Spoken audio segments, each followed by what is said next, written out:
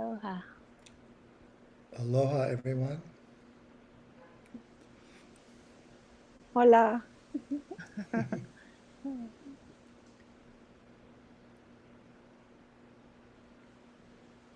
Oh, hope everybody is well.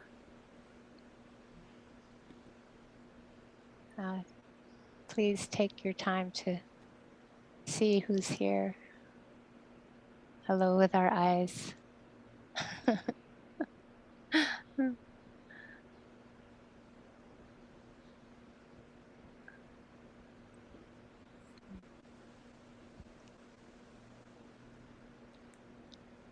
It's great. We made it through another week.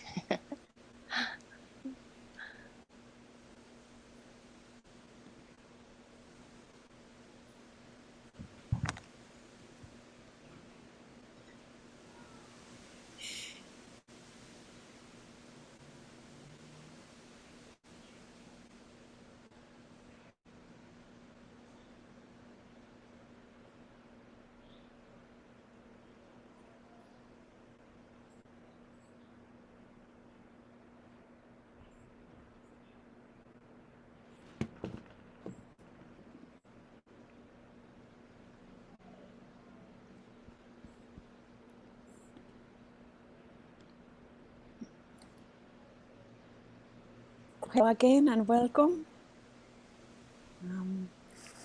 It's really sweet to see you.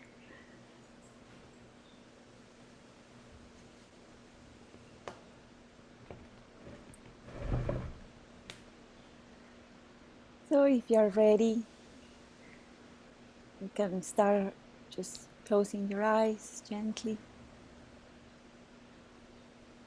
Sometimes a few deep breaths.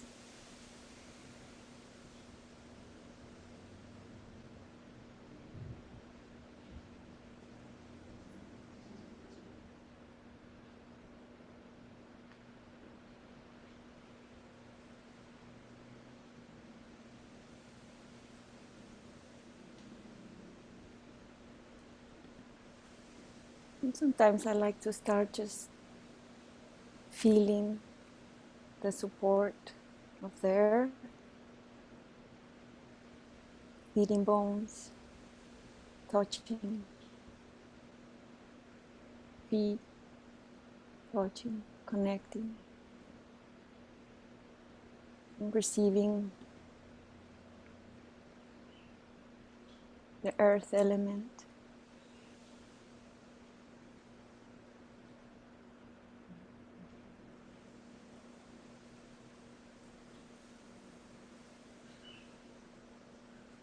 Support, and perhaps heavy or light,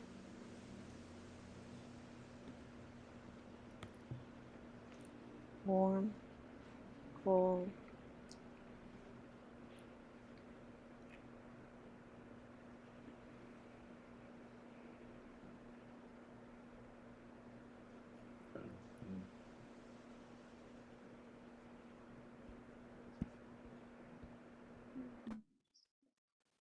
Starting to open up.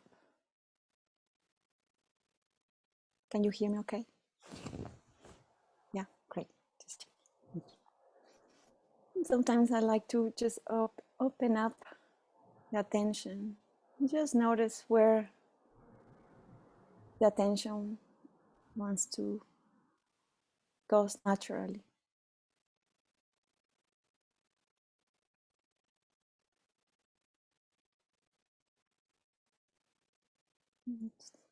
With a lot of gentleness and care, letting the attention settle.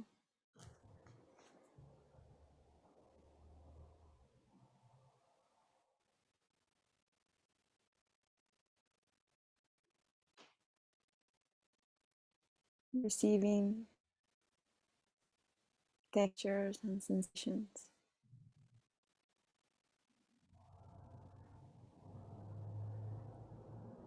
Perhaps these sounds.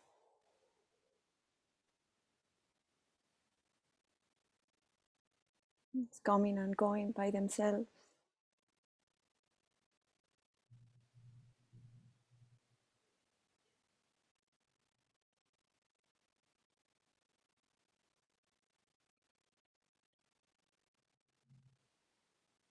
See if you can just relax a little bit more.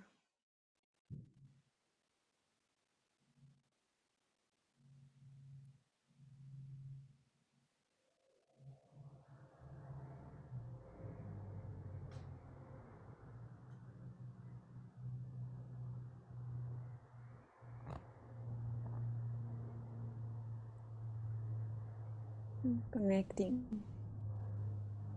and sustaining the attention.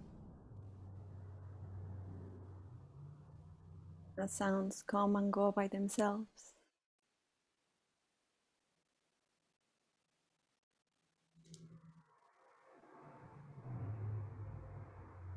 More silence.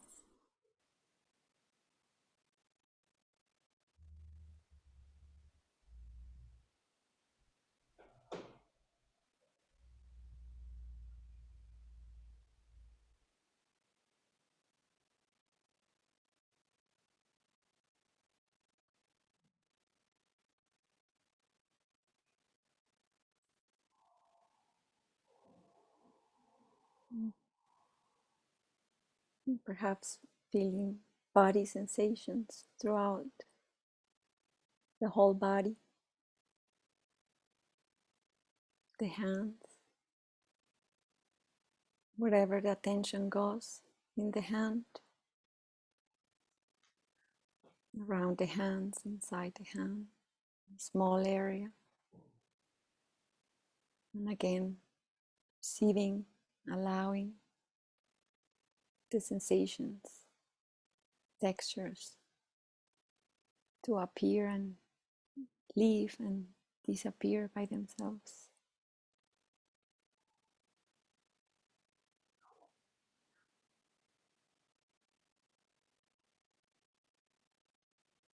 Checking the quality of awareness.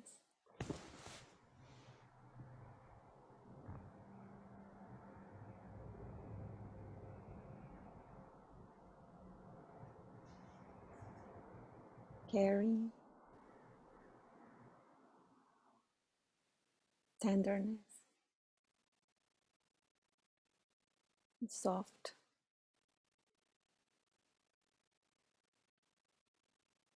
Awareness, connecting with whatever is arising, whether it's pleasant, unpleasant, or neutral.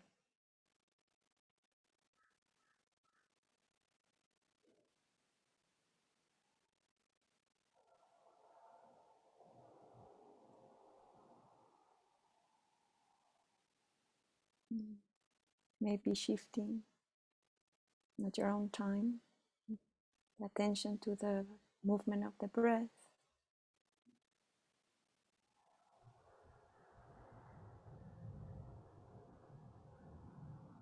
rising and falling.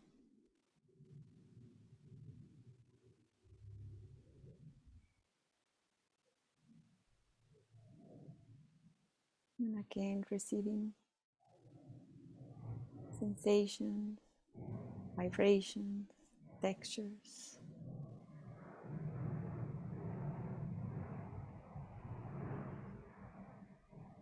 Without trying to get something or get rid of something. Observing and allowing.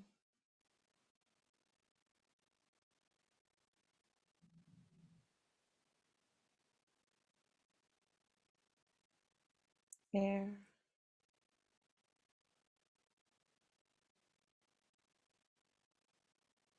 Falling and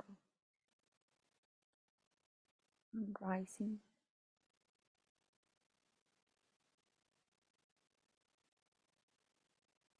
And we include thoughts and emotions.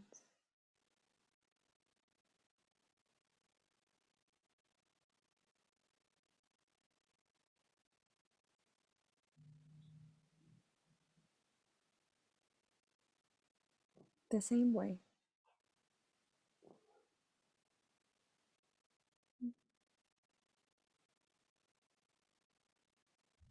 Allowing them to come and go. And perhaps even with appreciation, gratitude.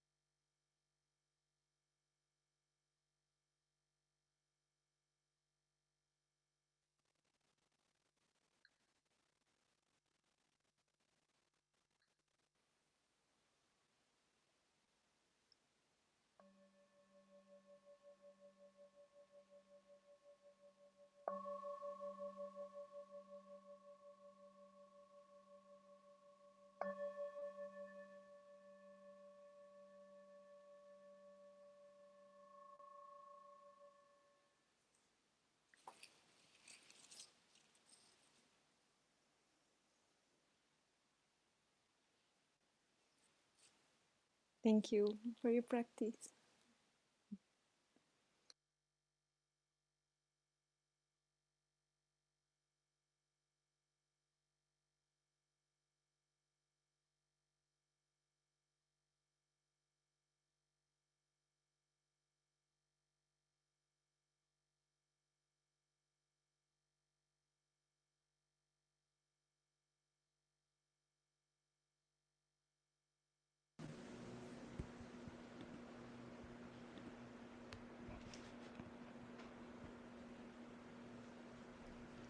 Can you hear me?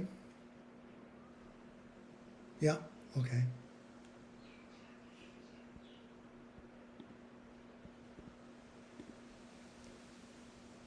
The sitting is over already. That's amazing.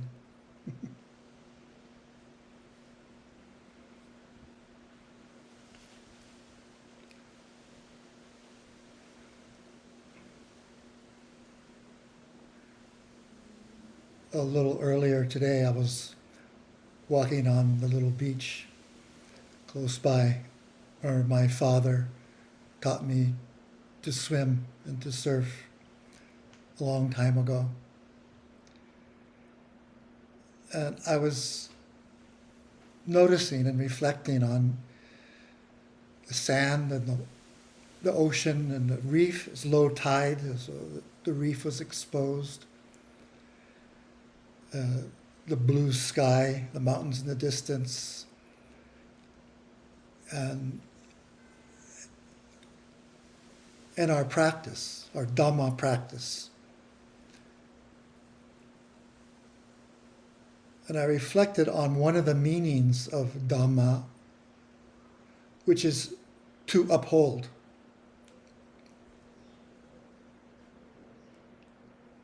Dhamma upholds the nature of things, like the elements, like the interplay of sand and sea and sky and mountains, the fluidity, the textures of that, the temperatures of it, the vibrations and so forth. The elemental nature is upheld as one of the meanings of Dhamma, upholding the nature of things as they are, the physical nature of things, and our interior, the mental nature of things. Why sadness can bring tears, and happiness can bring mirth, laughter, merriment. And this is all part of the nature of things, upheld by this profound meaning of Dhamma, as well as it being the body of teachings of the Buddha that we practice, and the particular practices that we do. Insight meditation, Vipassana, and Brahma Viharas, unconditional love, metta, wise compassion, karuna, empathetic joy, mudita, and stabilizing, profound balance of upekkha, equanimity. These are all Dhamma natures that we learned about 2,600 years ago from the Buddha of our era, and that we undertake to practice, try to refine just as best we can. And it's meant to be simple, and it's meant to be difficult, challenging, hard, because what tends to happen is when we are still and not distracted, what we need to see, sense, feel, understand arises. It's not random, not by accident. It's precisely because we are still that Dhamma nature lifts up the sensations and the senses, the feelings, the emotions, precisely what edges us forward in our loving kindness, in our understanding of things.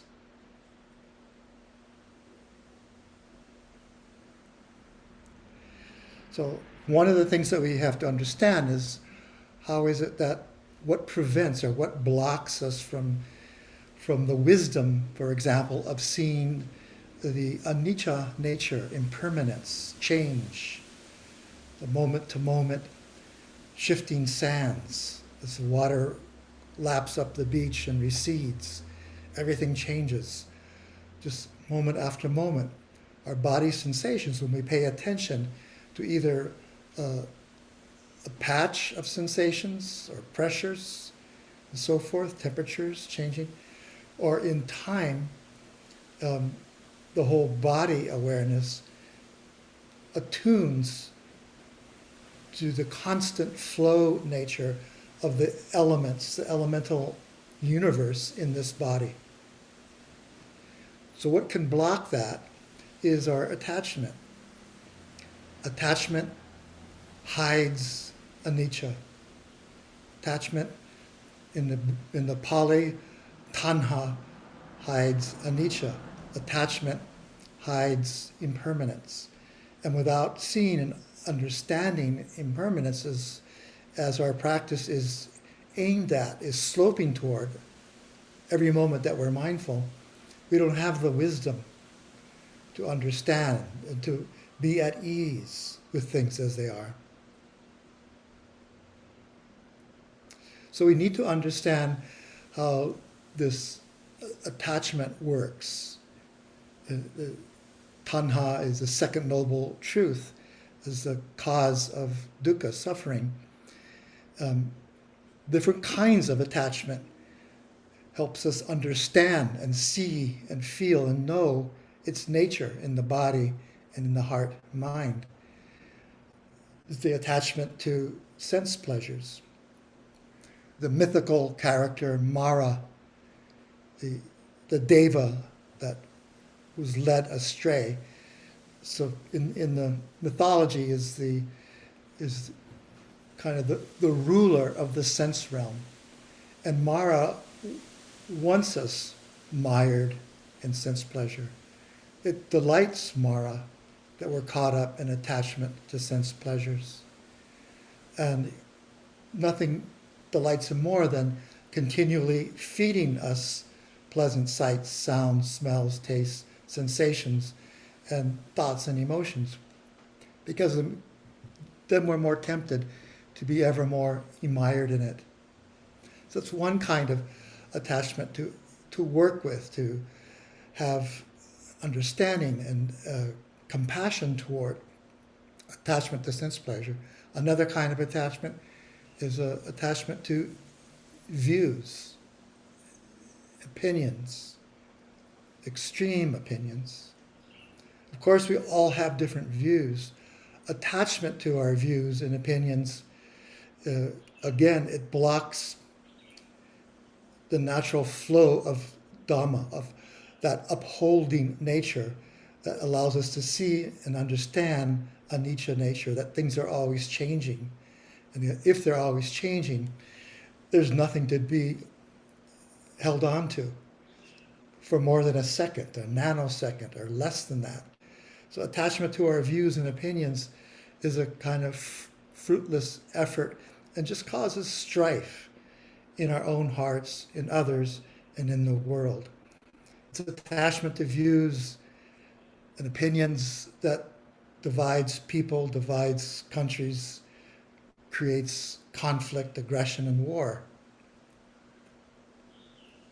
So attachment to sense pleasures, attachment to views and opinions, especially extreme attachment, extreme views, and Thirdly, there's attachment to superstition. In the text, they call it rites and rituals, but it'd be like, if we do such and such, if we offer this sacrifice, or you know worship this deity or tree or so forth, we will get abundance of whatever it is we want. That would be attachment to superstition. It's an extension of attachment to views and opinions. And then lastly is the attachment to the sense of a separate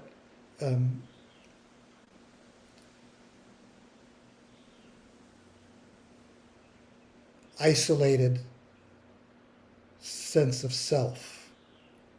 The I or me or mine, to the extreme that there's a kernel of that selfhood somewhere in the mind, in the body, in the heart. And it's a fiction, as we learn when we kind of deconstruct moments of experience and deconstruct attachment. Attachment hides anicca, and therefore those views can arise, those attachments can arise to sense pleasures, to views and opinions, to superstitions, and to an idea of a fixed, separate self, which is only problematic, only causes suffering. And often then, the more challenged we feel, the stronger and the more identified we become, more fixated on this separate sense of an I or me or mine. The mindness thoughts arise around everything, including our views and our opinions. So it takes some time to unpack these conditions.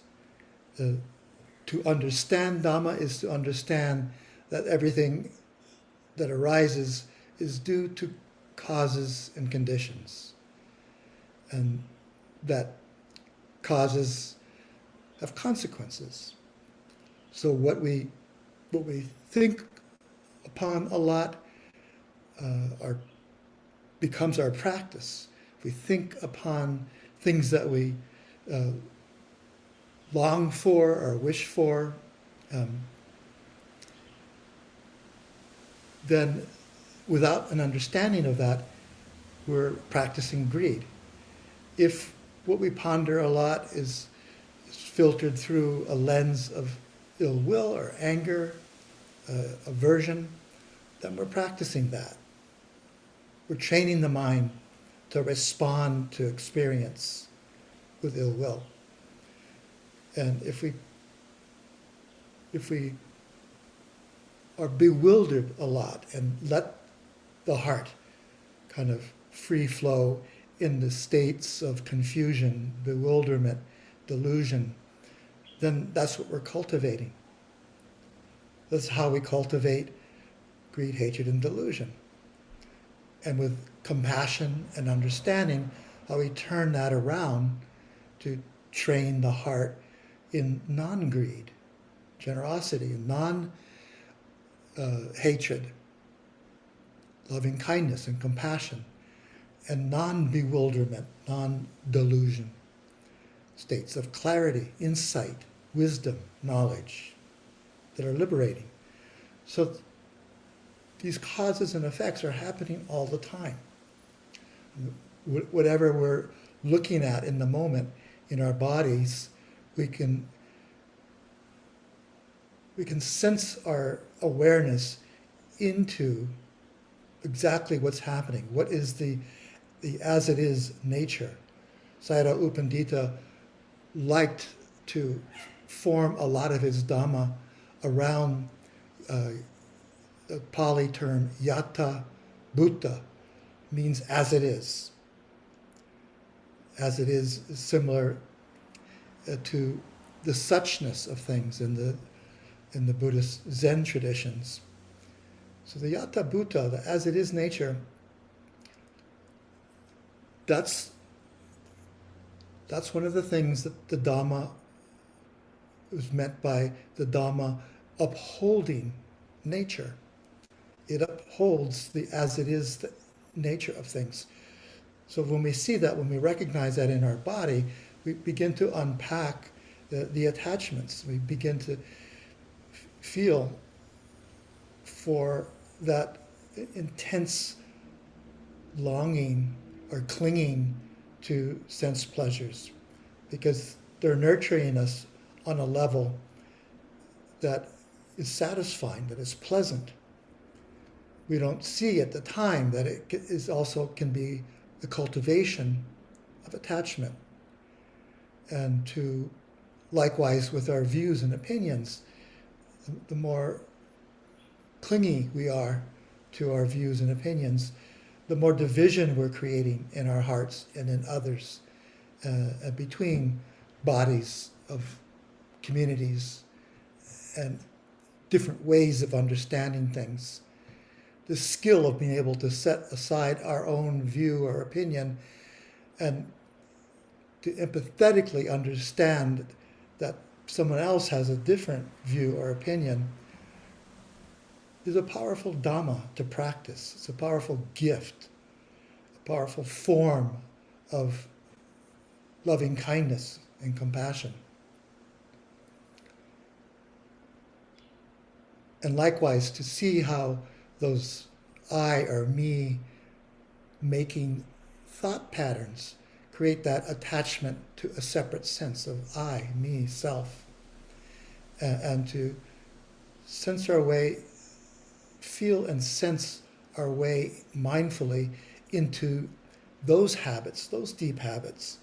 That's really all they are. It's, if we begin to understand causes and consequences, we understand that, well, it's just a habit, and the habit comes from how we were trained to think, how we learned and what we learned, and what learning meant to us as a young child and as we grew older, and how it became from building blocks to kind of protective measures around us, that we use them to defend ourselves against overwhelm,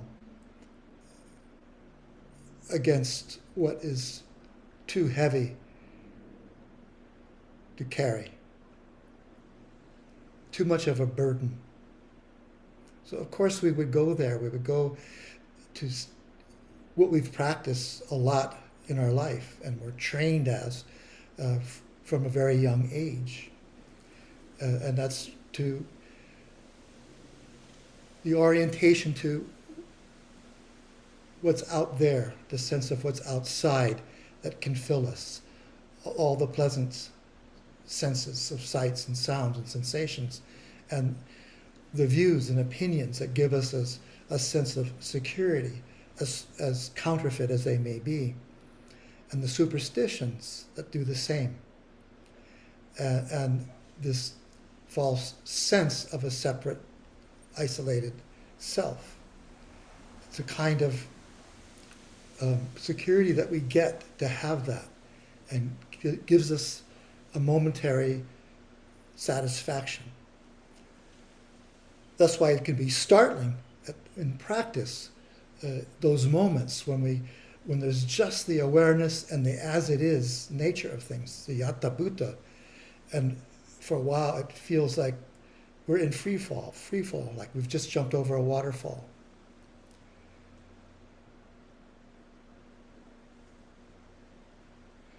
As Trungpa Rinpoche once said, the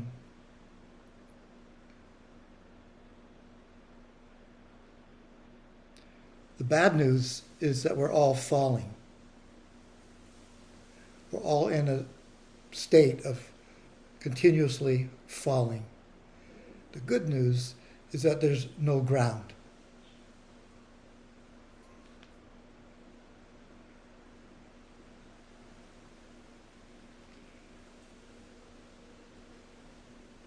Doing retreats, as we've all done quite a bit of in our lives, that experience often comes. We feel in this state of free fall, and then there's a realization is that there's no ground, and it's just that feeling. And begin to recognize it as this too is the nature of things. This too is what Dhamma upholds, what influences an atom, in our finger, our bodies, the world, the universe, all galaxies. That's the as it is nature of things. Everything is dependent on everything else. So when I was walking on the beach, I had that profound feeling of, it's not just that things are clearly interconnected, but earth and water have this critical dependence upon each other in order for there to be a world, in order for there to be life forms, in order for, human beings to arise and to be able to do a practice in the brief time they're alive on the world. And the air and the sky and all the elemental, all the conditions, the interplay of phenomena are interdependent.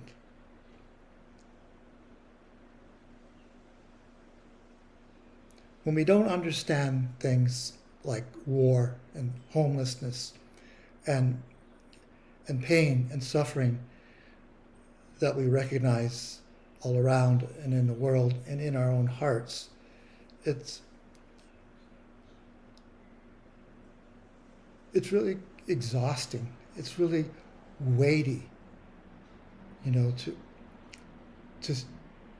have no context for that, but just to be assaulted from abject suffering and the cruelties that we see coming out of the systems of life, human life in particular, we're talking about today.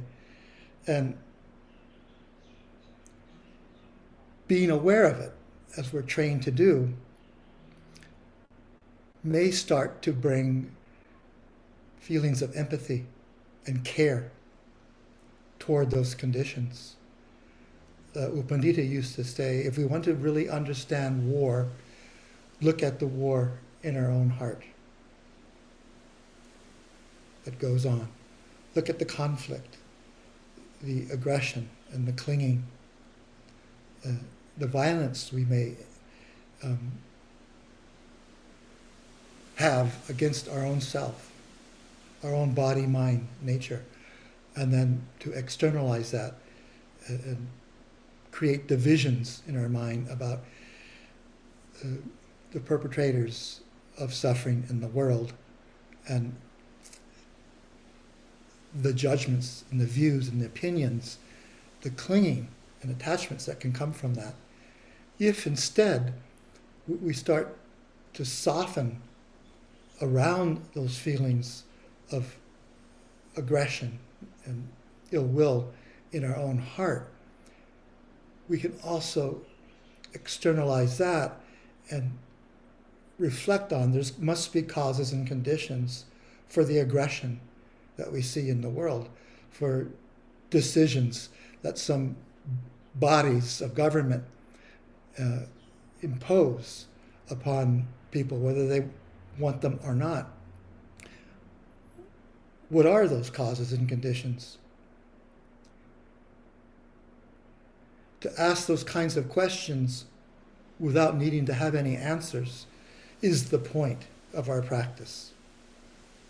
There may not be a sensible, logical answer to what the causes and conditions are that create so much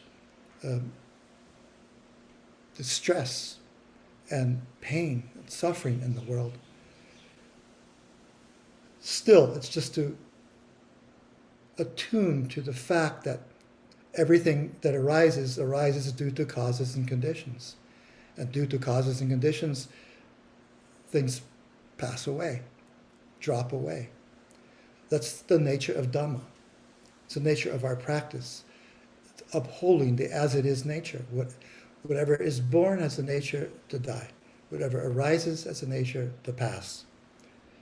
Being aware of that and feeling those empathetic feelings or compassionate feelings, then we may feel motivated. We may have the intentions to respond with care, with kindness, with wisdom and understanding.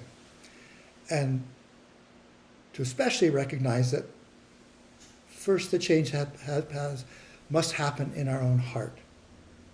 And if we can bring about change in our own heart, then there's the possibility, there's the slightest little addition to changing the conditions in the world. If we're more at peace with things, then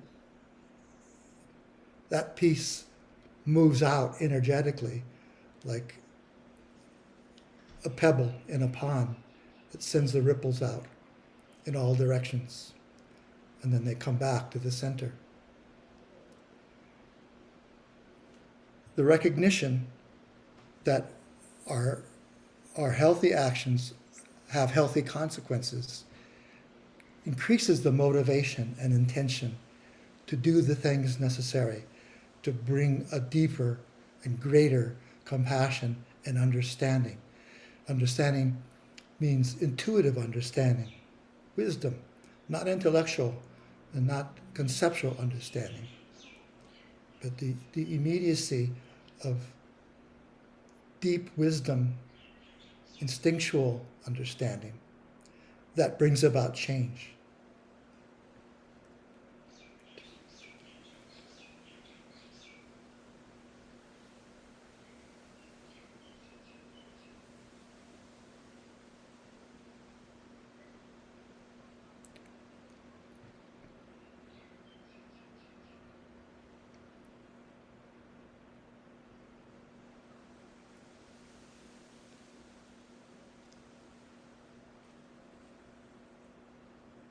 I think we're all learning that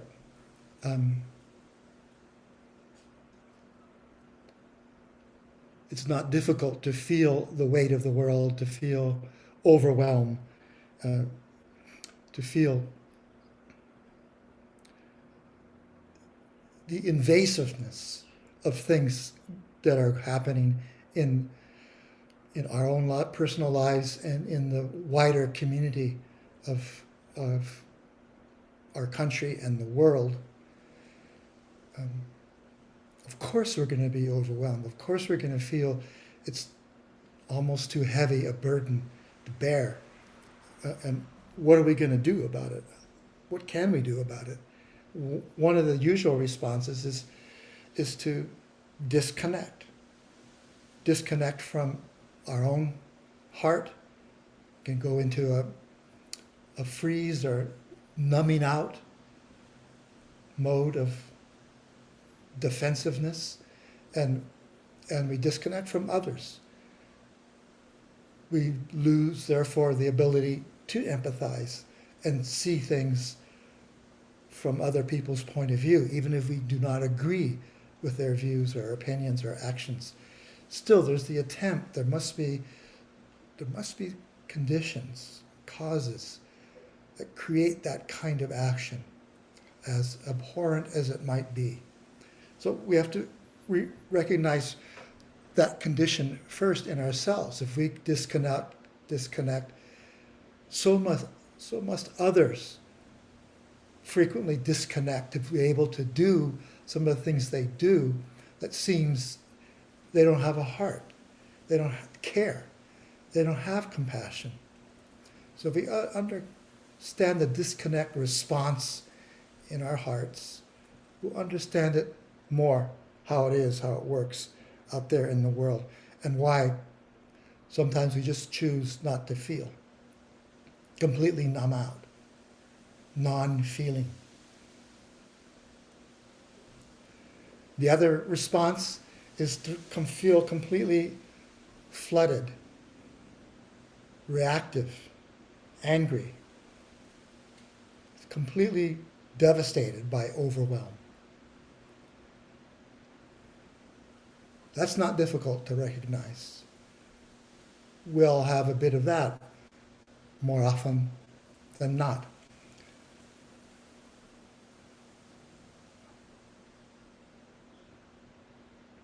The other response that we may end up with, as we were talking a bit about last week, if we don't numb out, if we don't disconnect, if we don't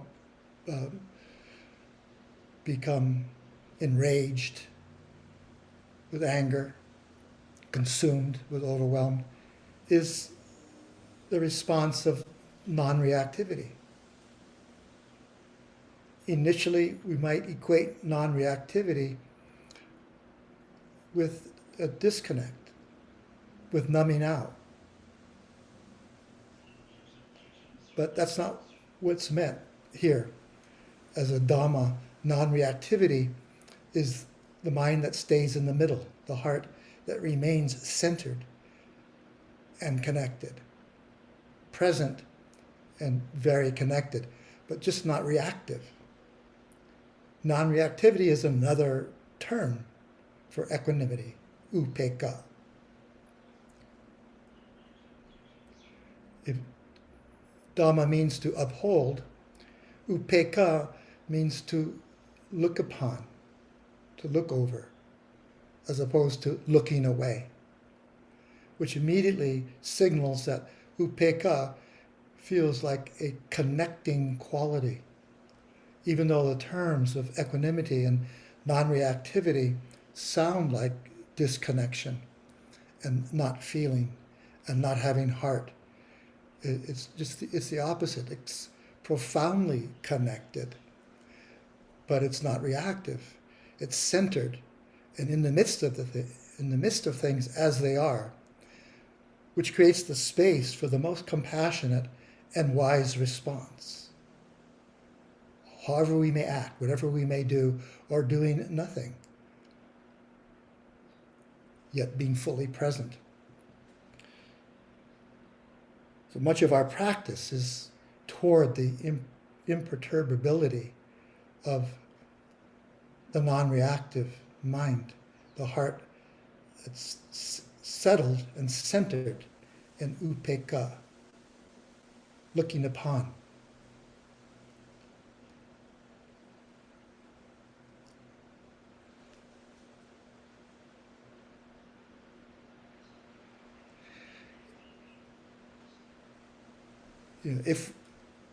If we care about things, and I know we all do care about things, of course our heart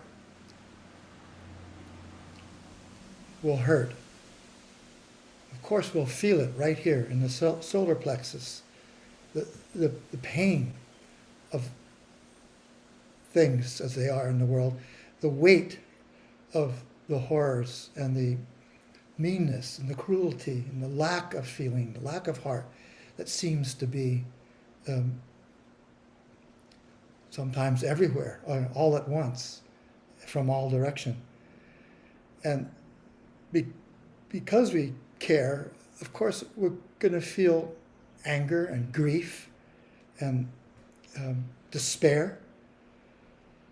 We're not going to sidestep that because it's our aim is to embody the Dhamma, embody the as it is, the yata bhuta nature of things, to be the truth, to be this center of imperturbability, and to feel and sense is to care, and then is to hurt, because we're not sidestepping the pain, we're not sidestepping the despair. We look right at it. And by doing that, by opening to it, by feeling it with compassion, with a fearless kind of compassion, the karuna, we're touching another aspect of the yata bhuta, of the as it is nature of things. And for a moment there, there's a sense of being settled with that. Not settling for things being away when there's error to be corrected, when there's wrongs to be righted, but just being settled in that moment of recognition, of feeling, of caring, and most importantly, of understanding. It's how we can, then step back and rest as we need to do.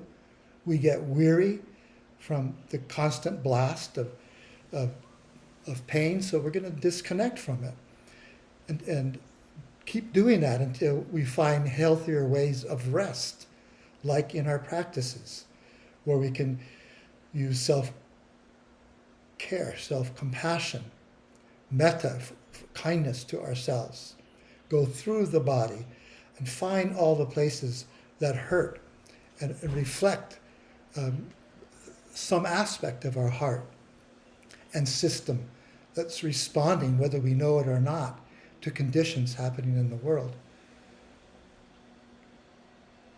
We need the rest, we need the respite, and then again to feel the pain when we're faced with it, not avoiding it, not suppressing it, not also being overwhelmed by it. And in the moment of the recognition, in the moment of the awareness, it's the awareness and the pain. It's the awareness and the pain. And then maybe a wash of overwhelm, or maybe a tsunami of overwhelm. But again, we find the respite, how to step back, how to feel kind to ourselves, care for ourselves, and then kind to others, care for others. Often the most poignant thing we can do in response to a lot of difficulty and a lot of pain is expressing our generosity, as well as our loving kindness and our care, compassion, our joy for wherever we recognize goodness and beauty.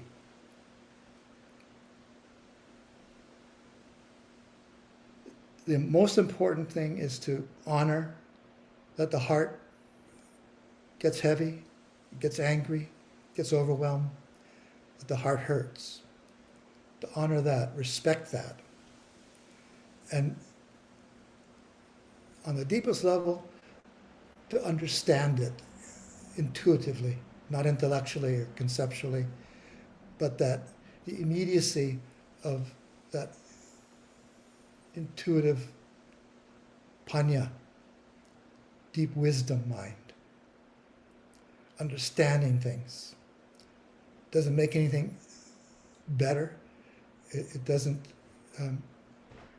permit in our heart, doesn't permit the kind of atrocities that we're witnessing to go forward. It's just understanding that this is also our life's experience. This is an aspect of the cycle of samsara, the cycles of life and death, of causes and consequences. To understand these cycles, to make sense of them.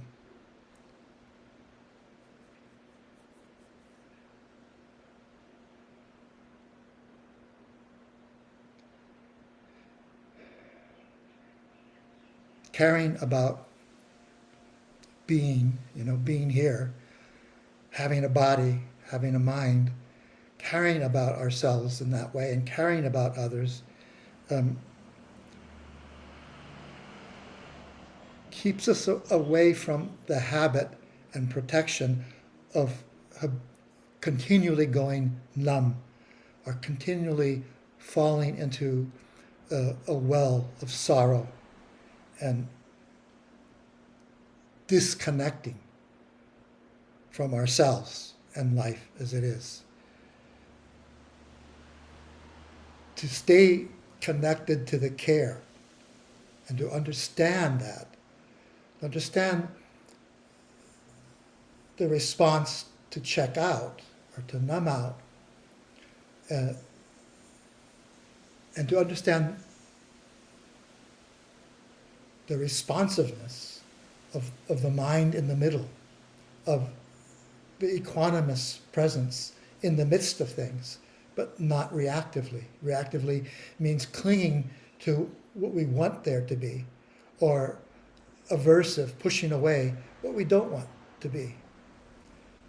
Equanimous heart is just right there, neither moving toward our attachments or away from our aversions.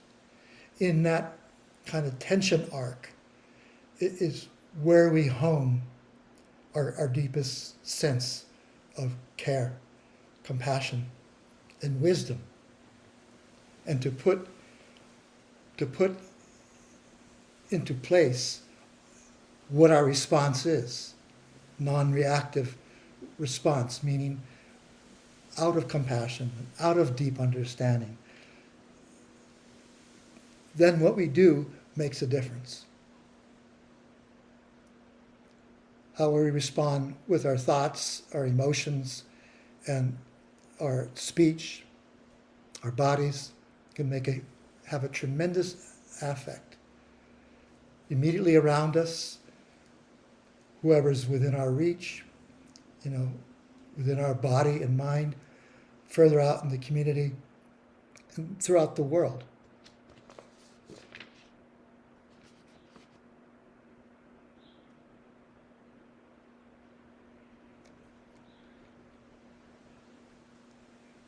So we again and again come back to understanding, right, there's a reason why we distract, why we disconnect. Of course we do. Otherwise we might get, go too down. And there's a reason why we might want to indulge in the hindrances and make Mara smile, make Mara happy with our attachment to sense pleasures, and being angry at what we don't like, and numbing out with sleepiness, or being anxious and uptight and restless, or that paralyzing hindrance of doubt, which can kill the practice. Of course, Mara wants us to drink deep of those distractions, of those hindrances. It doesn't work too well anymore on those that have practiced as long as we have. It doesn't quite work. It might work for a few moments, a few nano moments of our lives, or maybe a little longer sometimes. But we know the price of being constantly angry, or constantly in want of something. It creates the habit of mind that's never satisfied. It's always hankering to have or to get rid of. And that's an unhealthy heart. So, we look for moments of light and joy. We look for uplifting memories or visions of what might happen by this act of generosity or kindness, by our understanding, by deepening our practice, by relaxing more, finding that place of rest. I always, as many of you have heard before, love to tell this story about U Pandita's teacher, Mahasi Sayadaw, Mahasi Sayadaw's teacher, U Narada, Sayadaw U Narada, are called the Mingun Sayadaw. When he was actually a pen and ink drawing of the Mingun Sayadaw leaning against a tree while his driver is working on the car that broke down for 7 hours. And the little caption underneath the little drawing is that Sayadaw U Narada is recumbent against the tamarind tree, at rest with things as they are. And the driver who has to know everything, just has a screwdriver and a pair of pliers to work for hours and hours, a whole day, on fixing the car so they can get to Mandalay from the middle of nowhere. That recumbence, just think of it, or find your own image that reflects that sense of ease and deep rest, spiritual rest, profound inner peaceful rest and relaxation. That's a great source of nurture. That's a great source of how we continue being with things as they are, as difficult as they might be, as helpless as we might feel. How do we go about it? Well, we gather all the spiritual tools and allies and friends that we can. And that kind of seclusion, it's called, viveka, means rest or relaxation, but it also means seclusion and solitude, is a nurture. It's a powerful nurture and one of the more profound inner joys, sources of happiness, because it's not dependent on the sense pleasures. It's not dependent on the world being a certain way, the way we want to arrange it or rearrange it. It's a spiritual joy, a spiritual happiness.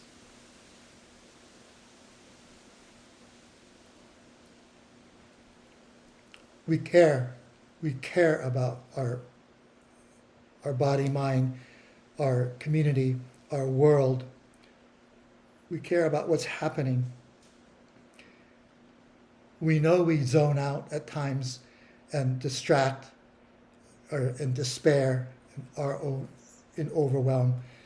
We also know that we don't want that habituated to then carve out how our heart works. So we look for these kind of profound inner places of solitude and seclusion where we can drink of those kinds of nurturing inner happiness that do not depend on external sources, sense pleasures, things being a certain way. So, I have found that the Brahma Viharas have been hugely beneficial for me in navigating all the challenges of life,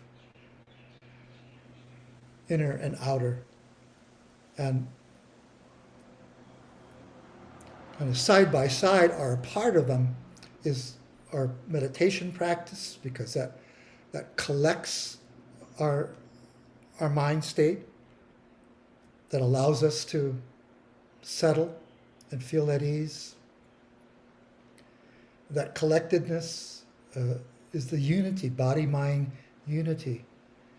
It's a deep place of rest, of viveka, that source of seclusion and nurture, a kind of deep happiness. And the Brahma Viharas themselves, and we know them from practice, the heart filled with unconditional love and kindness, and the heart filled with wise and fearless compassion that cares for our body and mind and cares for others and gradually cares for all living beings to not be in suffering, to be free of pain. And the deep and profound joy from even a glimpse, one moment's glimpse of beauty, of happiness in our own heart, are seen externally in other beings.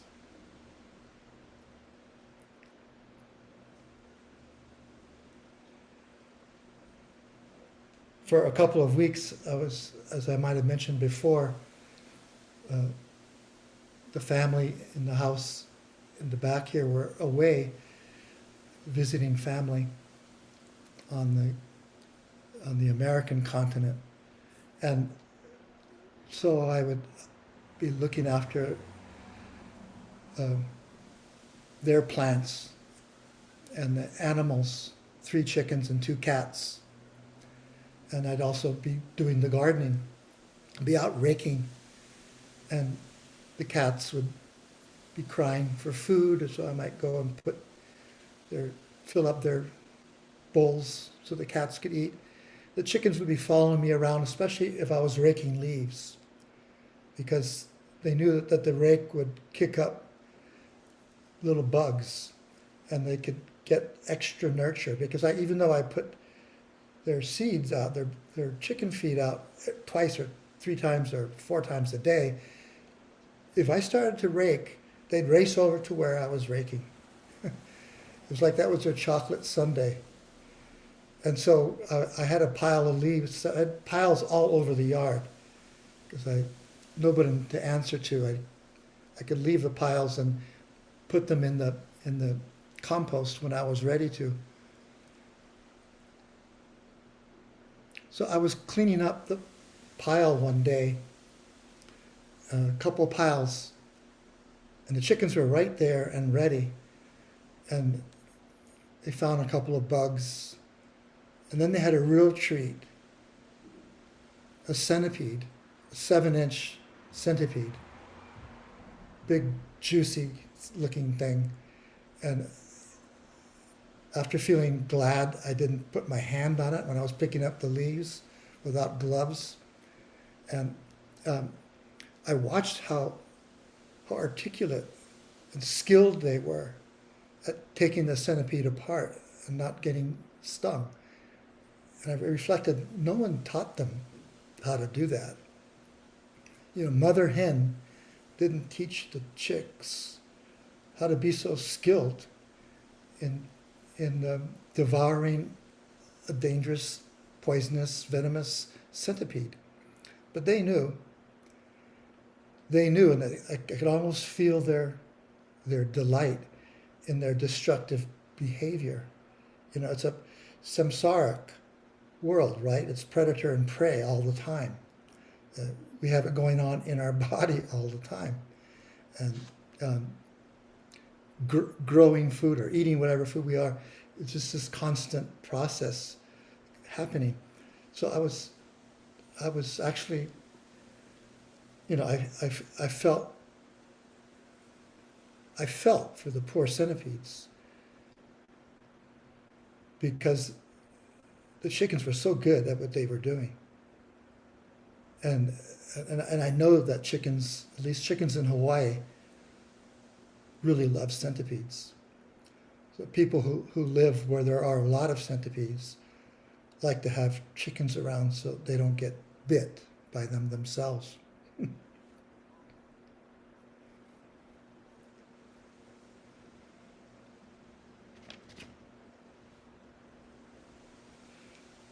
When I was down on the beach earlier this morning, I felt like a child again, as I always do when I go down to that particular beach where my father taught me the ways of the ocean. And I found these really cool objects. I think it's an old tile. It's like a treasure. It's just coming across treasures, and part of an old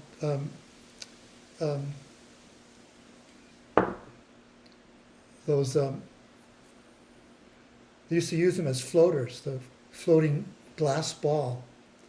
When I was a child, little ones and big ones would come in on this ocean. Now it's very rare and almost unheard of to find one, except maybe over a multi-year period. But this is a part of one. It's a broken piece of one. And I picked it up like a special treasure. And I felt a happiness from finding it. The kind of happiness then that we're practicing, and I'll leave you with this afternoon, is understanding and appreciating the happiness of sense pleasures and also their limitation. And then dropping into a deeper domain, the first profound spiritual happiness is the happiness of seclusion, solitude. Being alone on the beach felt like that. I had it, it's a small little beach. And I'm 4 out of 5 times I go down there and I'm alone. And I have this little beach to myself. And so treasure hunting and brings me this deep delight of seclusion and solitude. And also a bit of the happiness, the spiritual happiness that comes from the mind being unified, concentrated. When we're really focused and interested in something, that unity brings calm and peace. And also, we practice for the happiness of contentment. Those moments when we're not being assailed by any hindrances. And the peace and some degree of growing equanimity just makes, it's called the sweetest happiness in the world, the happiness of contentment. And lastly, the happiness of equanimity and wisdom, the fruits of our practice. When we see something through to that moment of intuitive, immediate understanding, insight.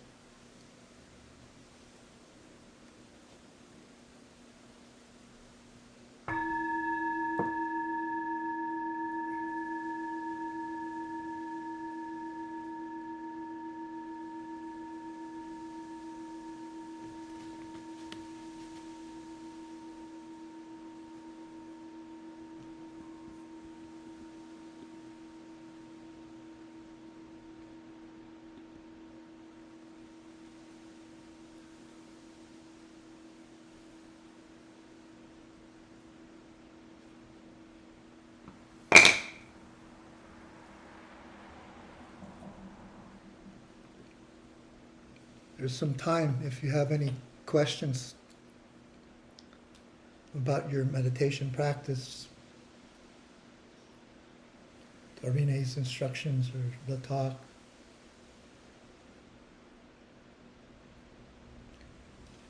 Your home day-to-day practice.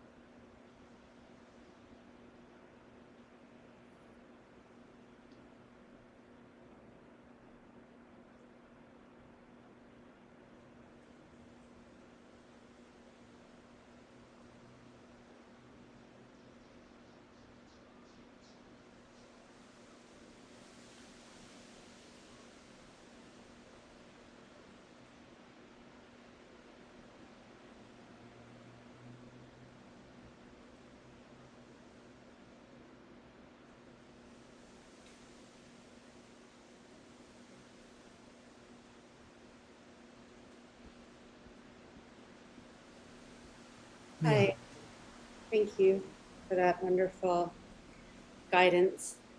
I was thinking as you were speaking about the pleasure of solitude and, more of the spiritually inclined practices. And also you were speaking of kindness and generosity as a method for contending with someone or something that's different than that, rather than be angry or withholding. And I was just wondering what you might say today about how to live with an other who has their own way of being in the world, and to really honor and love and make space and let that person, let them be, while still really enjoy the spaces that we're cultivating. and how to,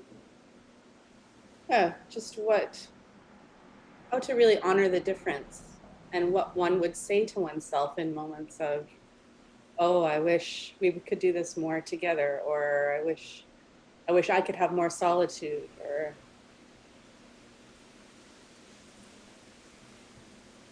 Being a little more specific, do you experience sometimes not having the solitude that you wish you did? yes. Yeah. At the end of retreats, as you probably have heard before, we often spend quite a bit of time on encouraging you to the degree that you valued the experiences that came from um, the challenges and accomplishments of meditation, because we create this container of seclusion and solitude when we do sit together. How much of that can we translate to then when we are off retreat? When we go home from the retreat center or turn off the Zoom. Um, and and so what I'm hearing from you is that you meet a challenge, because maybe also you're asked to do what someone else enjoys. I mean, I hear you saying you would like to have what you could do and value appreciated, like your solitude.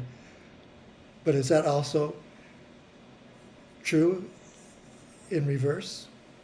Does that person also want you to do things that they like and value? I think so. I think there needs always to be some sense of shared Right. experience.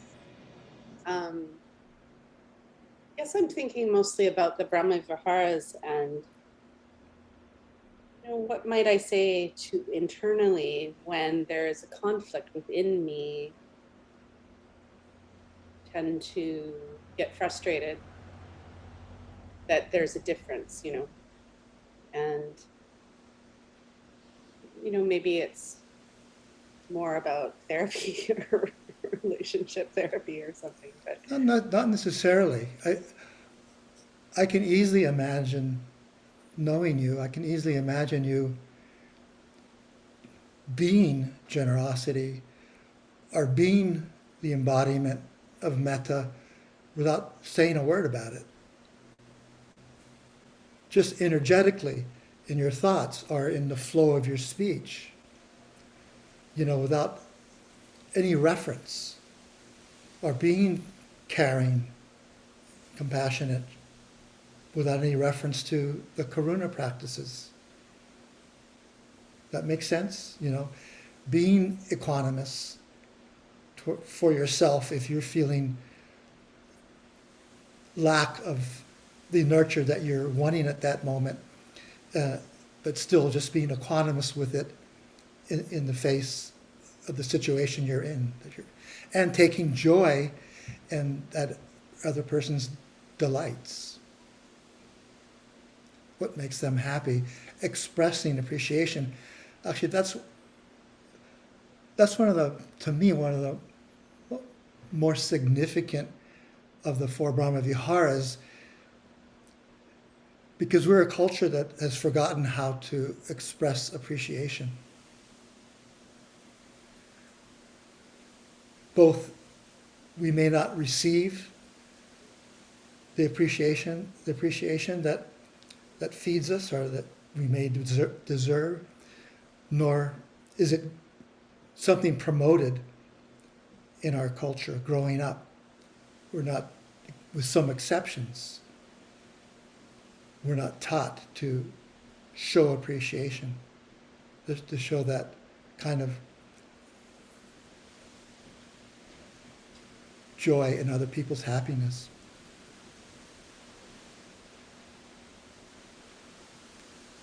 Darine? Darine. Yeah, also, just to sometimes just to start seeing if there is some sort of acceptance to that frustration or that anger, or just start there. And 'cause sometimes I feel like I want to jump them and just have the metta, jump them, or just have the compassion. And it's through the acceptance, and it's really hard. So, and acceptance is not personal. So just check if acceptance is there, and if it's there, then what happened next in relationship to that frustration and anger. And if there is like resistance to that, so we know all these tools that we've been learning, right? How to move away, and that will be what is coming up.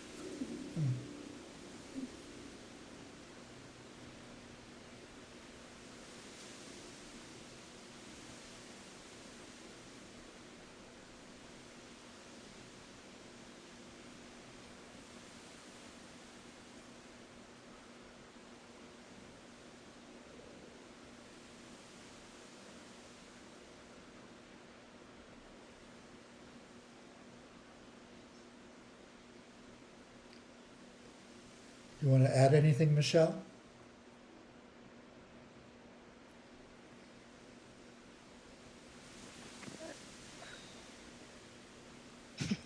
I think living with people is a intense practice. I think that um,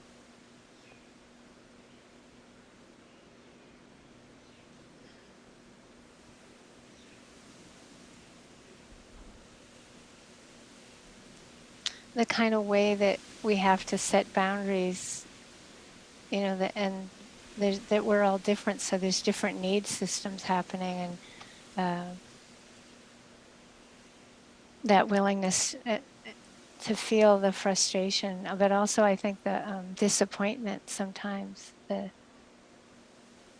it's the disappointment and just how we're not perfect, but also just the disappointment itself and how imperfect it can be. I think that that's the other side of kind of how I think Steve was answering it, to this, the kind of two sides of it. So I think that kind of matures the heart, actually. The maturing of the heart happens through both that appreciation and acceptance of the frustration, that accepting that joy and sorrow of being with other beings, that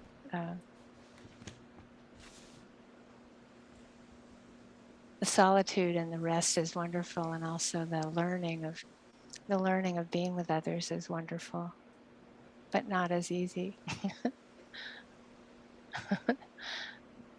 It's kind of an understatement.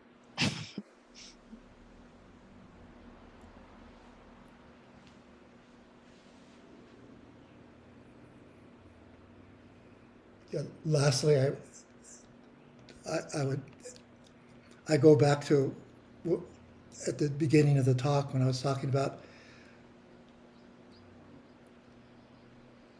the different kinds of attachment to sense pleasures, but also to our views and opinions, how we think things should be.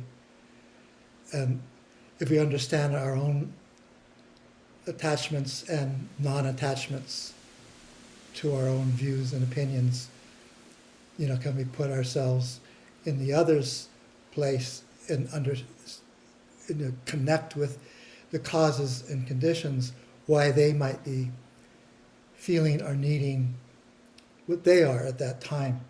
And then it's not like a formulaic thing that should work every time, but because every time is different. But it's just that openness and readiness to accept, as Michelle is saying, that someone feels differently or has a different need at different times. And then what we do, we don't know. Once we're open and have that sensitivity, anything can happen. We may or may not like the outcome.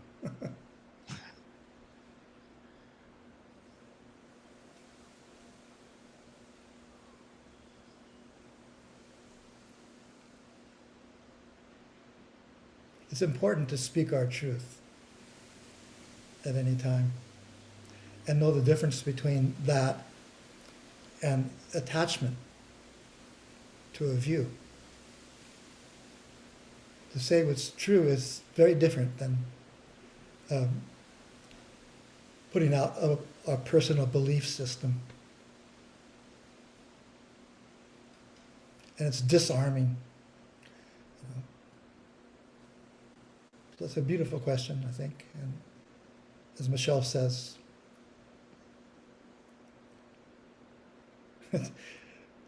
living alone is very different than not living alone.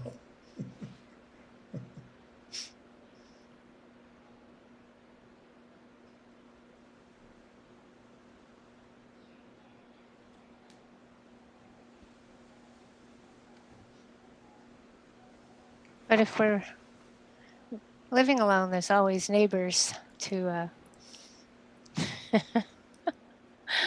add spice, a lot of spice. Right.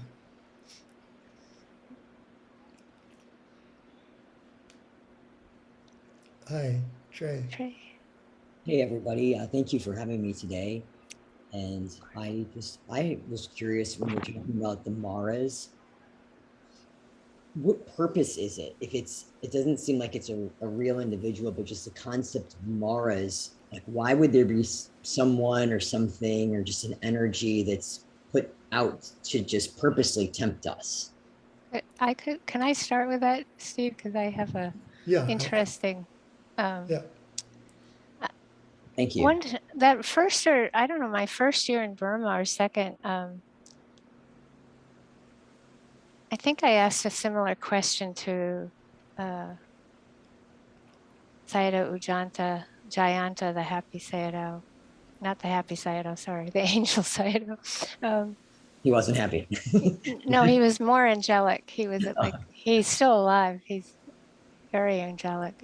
And I think that we had to get back to the Chaswa Monastery for lunch, like early, like we'd have to get back by 11:20 in the morning. And he started explaining the family tree of Mara. And in terms of lifetimes, Mara, like, so that at the beginning, I was just kind of like shocked that, like the kind of question you just asked,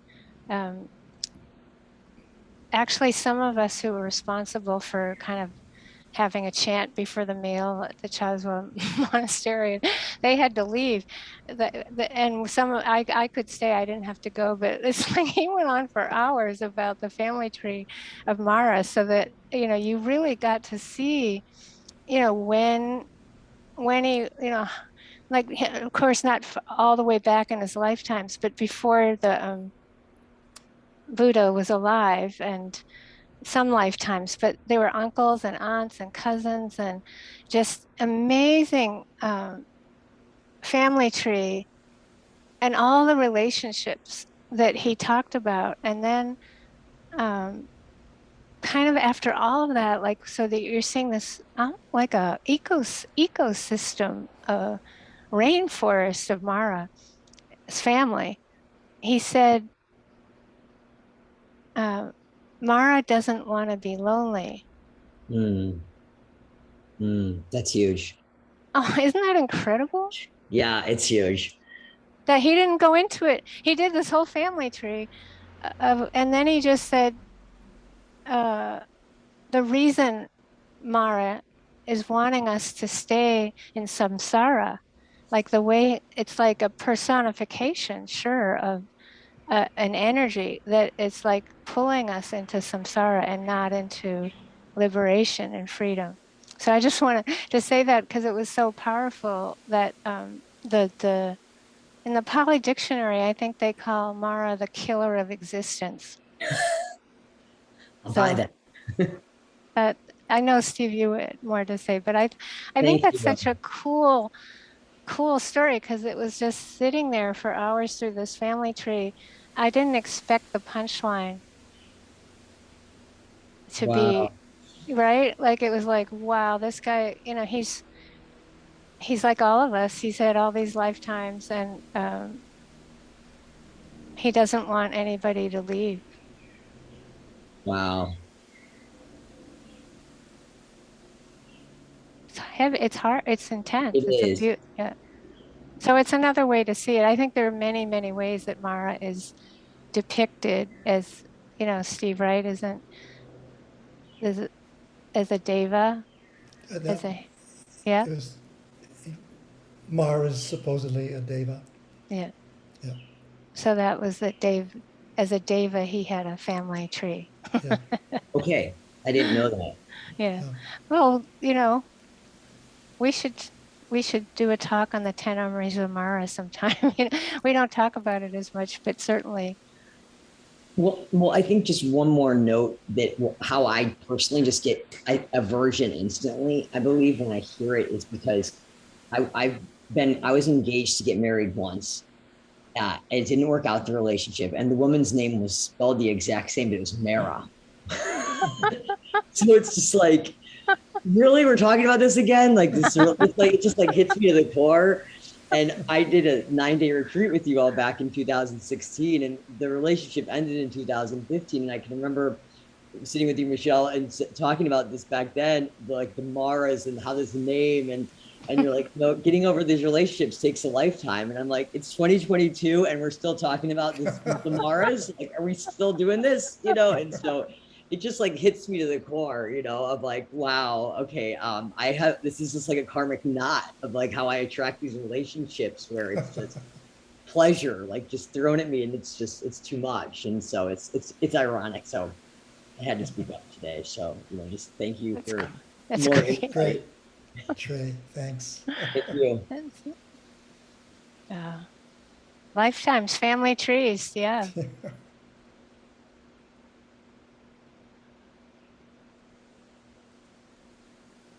Mm, yeah. I think that when you see Mara depicted that way, I think we often have compassion for Mara rather than a kind of aversion. Yeah, that there's a loneliness motivating it, to keep tempting us to be caught in craving rather than free. It's a really cool teaching. Thank you. My last comment is I so appreciate the insight on the loneliness. That really is such a clear aspect that I hadn't seen before. And Yeah, I can't tap into the compassion, but the loneliness is very telling. So mahalo. yeah. One other thing I remember from the ancient texts is how the Bodhisattva in his lives before becoming the Buddha, actually, and even as the Buddha, um, as the Bodhisattva, when Mara would appear to tempt him or to assail him or to delude him in some way, um, the, the Bodhisattva would say, "I see you, Mara. I see you." It's very simple. And then even as the Buddha, for a while, Mara still tried to talk him out of being the Buddha, saying, he would grow old walking around India. His back would get sore, he'd get stomach aches, and it's tiring. So you probably shouldn't teach the Dhamma, because it's the purpose of Mara to keep us in samsara, right? Not to be liberated. So even then, as the Buddha, the Buddha would say, "I see you, Mara." And Mara would go scampering off, and because he didn't want to be lonely, it's said at times he would go off weeping.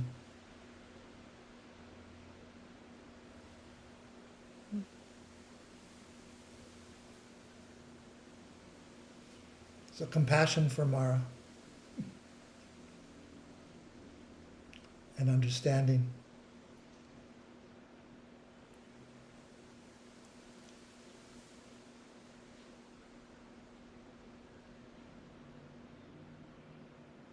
Mm. Any other questions or comments today?